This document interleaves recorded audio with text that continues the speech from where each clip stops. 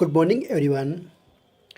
जैसा कि हमने लास्ट वीडियो में अभिप्रेरणा का अर्थ एवं परिभाषा meaning and definition of motivation के बारे में विस्तार पूर्वक अध्ययन किया था।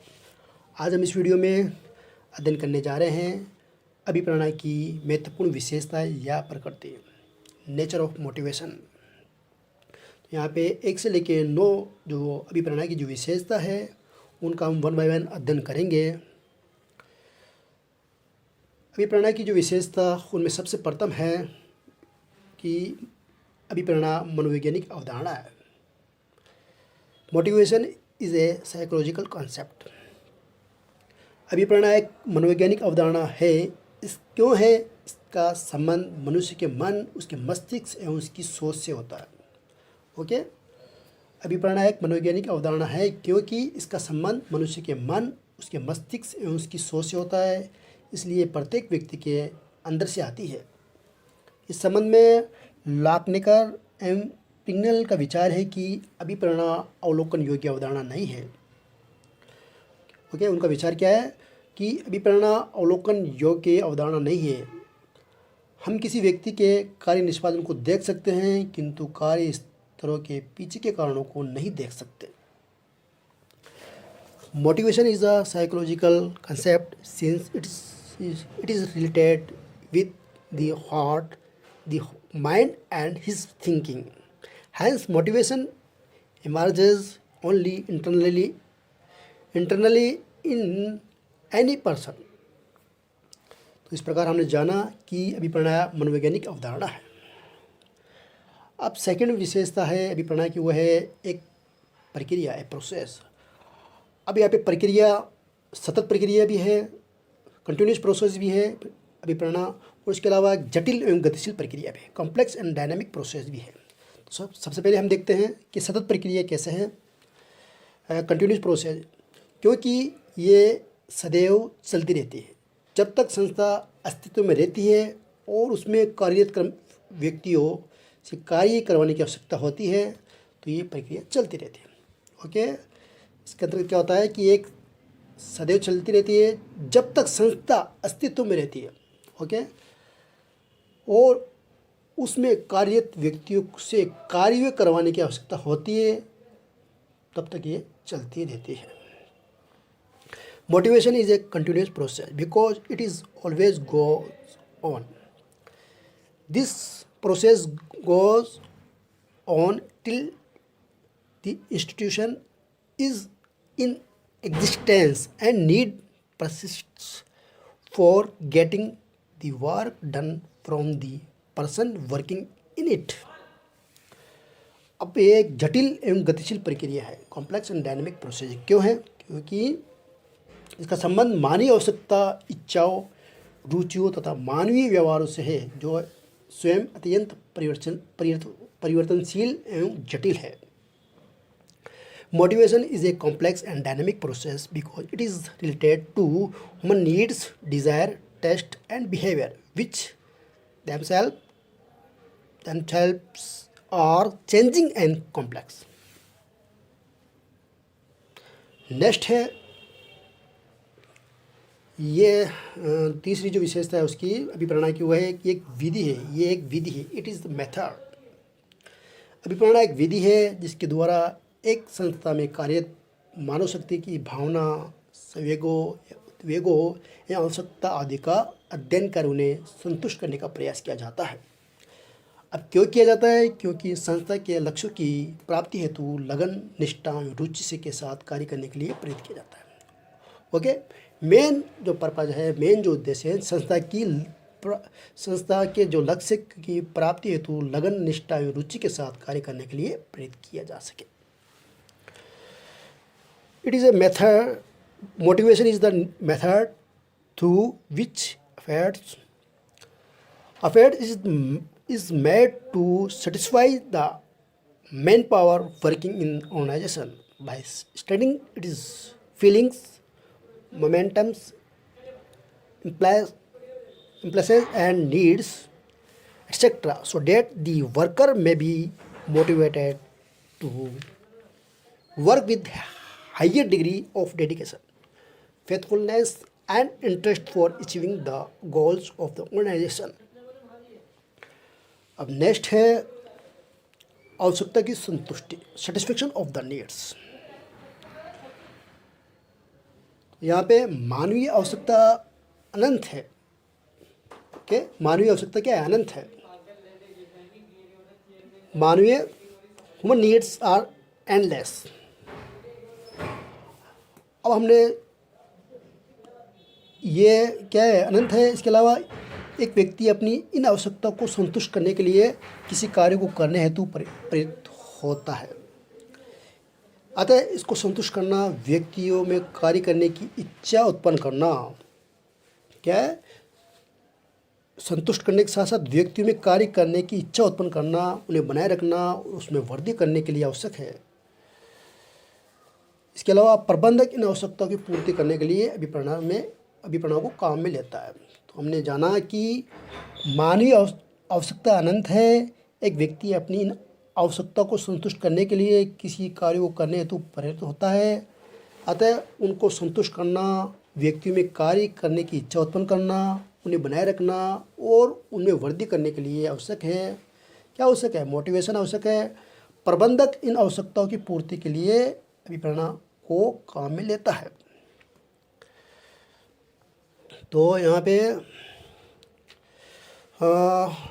Satisfaction of need, human needs are endless. It is for satisfying these needs that a person get induced to do some work. Okay, अब नेक्स्ट है निष्पादन से संबंधित, रिलेटेड विथ परफॉर्मेंस। अभिप्रेरणा की प्रक्रिया आवश्यकता पर आधारित विचारधाराओं के अनुसार निष्पादन में महत्वपूर्ण चर वेरिएबल है। इसलिए निष्पादन के आधार पर व्यक्ति को पुरस्कार प्राप्त होते हैं। जिन संगठनों में लोगों के निष्पादन स्तर को ध्यान में रखते हुए पुरस्कार प्रदान नहीं किए जाते हैं, उस संगठन में अभिप्रेरणा वीडियो एवं कार्यक्रमों का प्रभाव कम हो जाता है।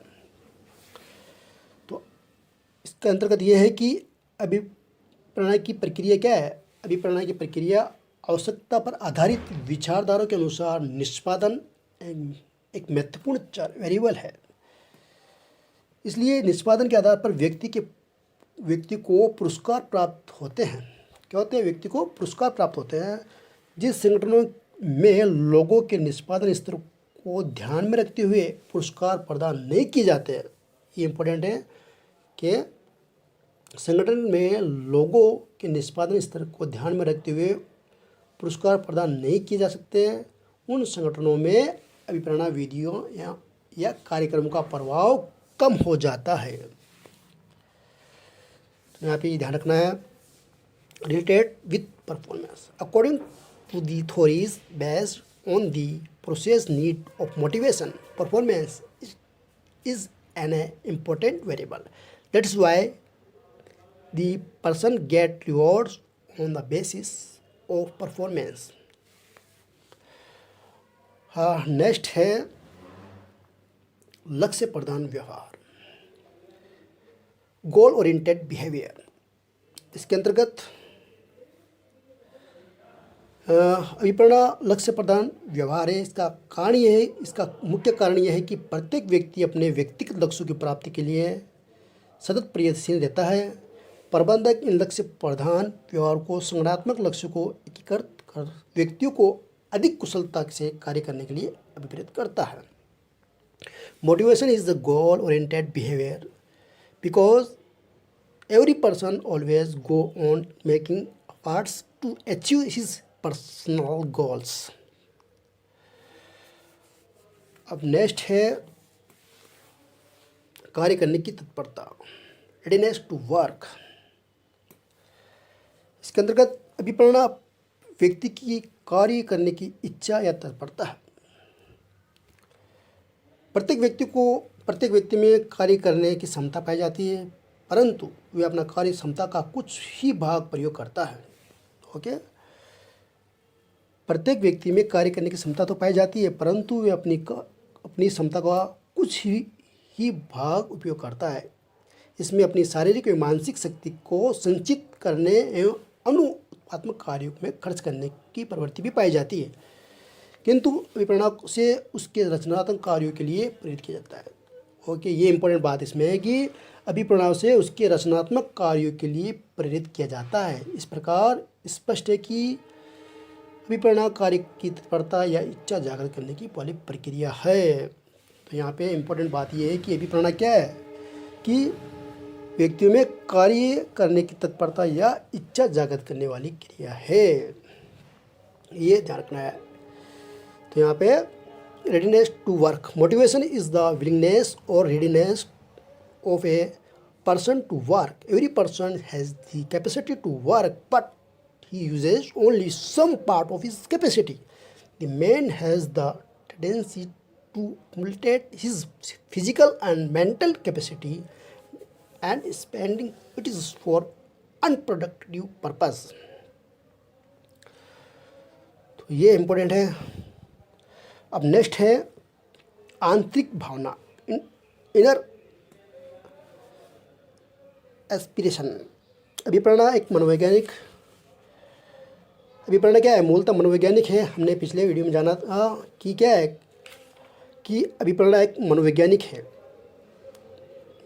अब इसका कारण क्या है कि इसका संबंध एक व्यक्ति की आंतरिक भावनाओं से है, जो कि उसके प्रयत्नों को दिशा, मात्रा, स्वभाव को न केवल निश्चित करती है अपितु उसकी इच्छा शक्ति है मनोवेगों को भी जागृत करती है। क्या करती है? उसकी इच्छा शक्ति के अलावा उसके मनोवेगों को जागृत करती है। परिणाम स्वरूप वे किसी कार्य विशेष को करने के लिए अभिप्रेरित हो जाता है। तो इम्पोर्टेंट है ये। Motivation is a basically psychological and it is related to internal aspiration of a person, which decides not only the direction, volume, nature of his efforts, but also awaken his willpower, impulses, motivate. Okay, क्या होता है? His willpower, plus momentum and his single-mindedness. As a result, he is motivated for doing some particular work. तो ये important है इसमें। अब last है अभिप्रेरणा मनोबल एवं कर्तव्य संतुष्टि से भिन्न है। Motivation is different from moral and job satisfaction. अभिप्रेरणा व्यक्तिगत व्यवहार को समझने का आधार है, जबकि मनोबल सामान्यतः समूह भावनाओं को दर्शाता है। तो हमने जाना कि अभिप्रेरणा व्यक्तिगत व्यवहार को समझने का आधार है, जबकि मनोबल सामान्यतः समूह भावनाओं को दर्शाता है। इस प्रकार अभिप्रेरणा व्यक्तियों को इच्छित तरीके से कार्य निष्पादन करने हेतु प्रोत्साहित करने की प्रक्रिया है, जबकि कर्तव्य यानी कि जो जॉब सेटिस्फेक्शन क्या है, सेटिस्फेक्शन सापेक्ष आनंद एवं कष्ट की अनुभूति है। हालांकि हम जब नेक्स्ट वीडियो में अध्ययन करेंगे कि अभिप्रेरणा और मनोबल में डिफरेंस क्या है, नेक्स्ट वीडियो हम देखेंगे। तो यहाँ पे हमने जाना कि motivation is the basis of understanding personal behaviour, whereas the moral usually show the group feeling. Similarly, motivation is the process of encouraging people to perform the job in the desired manner, whereas job satisfaction is the realization or relative pleasure or pain. क्या है? Relative pleasure और pen. अब यहाँ पे motivation या अभिप्रेरणा के जो उद्देश्य है उनके बारे में भी हम प्रकाश डालते हैं। तो अभिप्रेरणा के उद्देश्य कौन कौन से हो सकते हैं, तो यहाँ पे जो महत्वपूर्ण उद्देश्य है उनका हम देखते हैं कि अभिप्रेरणा का जो पहला उद्देश्य है विभिन्न प्रेरक हेतुओं को खोज करना एवं प्रस्तुत करना, to search and present various motivating interests. Next है कर्मचारी का स्वाभाविक सहयोग प्राप्त करना, कर्मचारियों का स्वैच्छिक सहयोग प्राप्त करना। क्या है? कर्मचारियों का स्वैच्छिक सहयोग प्राप्त करना, to obtain voluntary cooperation of the employees. Next है कर्मचारी की विभिन्न आवश्यकताओं की पूर्ति में सहयोग करना, to obtain voluntary cooperation of the employees, to provide cooperation in fulfilment of various needs of the employees. फिर है नेक्स्ट कर्मचारी विकास की दिशाओं का निर्धारण करना, to determine the direction of development of the employees. फिर लास्ट है कार्य का स्वस्थ एवं अनुकूल वातावरण बनाए रखना, to maintain healthy and favourable atmosphere of work. तो इस प्रकार हमने जाना कि अभिप्रेरणा की विशेषता, इसके अलावा अभिप्रेरणा के जो महत्वपूर्ण उद्देश्य हैं, ऑब्जेक्टिव, उसके बारे में हमने जाना। Thank you.